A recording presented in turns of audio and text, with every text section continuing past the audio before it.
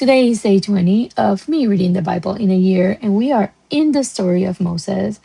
And in Exodus 7 to 10, it's showing us that repeated resistance to God does not make him quieter, it hardens the heart. Pharaoh sees sign after sign, hears truth again and again, yet keeps choosing control over surrender. Each plague exposes false power and reminds us that what we refuse to release can slowly begin to rule us. But here's something we can miss if we rush through the plagues is that God is not reckless or cruel. In Exodus 9:18 to 21, you'll see that before the plague of hail, God gives a clear warning. He tells the Egyptians to bring their servants and livestock inside for protection. And scripture tells us that some of Pharaoh's officials feared the word of the Lord and responded.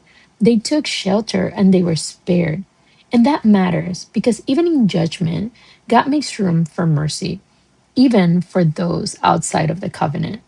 God shows care, clarity, and compassion, and he gives a way to respond. The contrast is striking. Pharaoh keeps hardening his heart while some of his people soften theirs.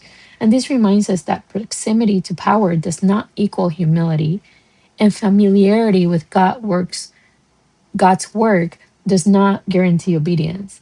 The takeaway for us is simple but sobering. When God warns, it is an invitation, not a threat. Responding early is not weakness, it is wisdom.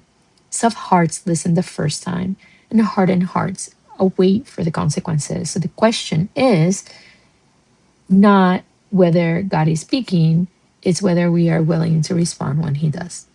See you next time. Bye.